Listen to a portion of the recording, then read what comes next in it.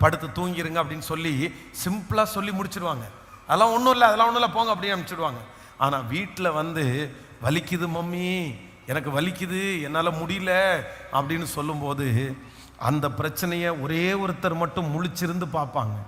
எந்த தாய் வந்து பிள்ளை மேலே அன்பு வச்சிருக்குதோ, எந்த தாய் வந்து அந்த பிள்ளைக்காக இறங்குறாங்களோ, அந்த பிள்ளையினுடைய வலி அது யாருடைய வலியாக மாறும்னா தன்னுடைய வலியாக மாறும். அதான் நிறைய இடங்களில் நான் கேட்டிருக்கிறேன். சிலர் வலியோட கத்தும்போது சும்மா அமைதியாக கடை. ஊரில் யாருக்குமே வலிக்கலையா, உனக்கு மட்டும்தான் வலிக்குதா? யாருக்குமே புண்ணு வரலையா, உனக்கு மட்டும்தான் புண்ணு வரலையா அப்படின்னு நிறைய பேர் சொல்லுவாங்க. ஆனால் அது உண்மையாய் நேசிக்கிற தாயின் தகப்பனும் அந்த வார்த்தையை என்ன பண்ண மாட்டாங்கன்னா, சத்தமாக சொல்லுங்க, நான் நம்புகிறேன் ஏசப்பா இன்னைக்கு உங்கள் வீட்டுக்கு வர்றாரு. பேதுருனுடைய வீட்டுக்கு போனவர் உங்கள் வீட்டுக்கு வர்றாரு. பேதுருடைய வீட்டுக்கு போனவர் உங்கள் வீட்டுக்கு வர்றாரு.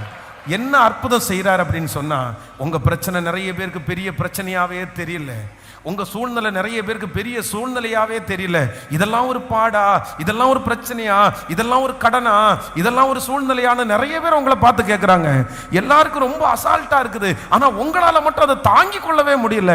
ஆனால் அப்பா மட்டும் இன்னைக்கு கையை பிடிச்சு கர்த்தர் வாக்கு கொடுக்குறாரு, இல்லை உலகத்திற்கு சாதாரணமாய் தோன்றுகிற பிரச்சனை உனக்கு பாரமாய் தோன்றுமானால் அந்த பாரத்தை இறக்கி வைக்கிறதற்கு இன்றைக்கு கர்த்தர் அருள்நாதர் இயேசு இன்னைக்கு நிறைய பேரோட ஆண்டவர் நேருக்கு நேர் பேசுகிறார், முகமுகமாய் பேசுகிறார். உங்களுடைய இருதயம் எவ்வளவு கனத்திருக்கிறதோ அவருக்கு தெரியும். நீங்கள் எவ்வளவு துக்கமாய் இருக்கிறீர்களோ அது ஆண்டவருக்கு தெரியும். அன்னாளுடைய துக்கம் எவ்வளவு பெரிய துக்கம் என்று ஊழியக்காரனுக்கு தெரியாத போதிலும் பரம ராஜாவுக்கு அன்னாளுடைய துக்கம் எவ்வளவு பெருசுன்னு தெரிஞ்சிருச்சு. அவருடைய கணவனாருக்கு தெரியாத போதிலும் கர்த்தருக்கு தெரிஞ்சிருச்சு. ஆமென், ஹல்லேலூயா. அன்னாளை பார்த்து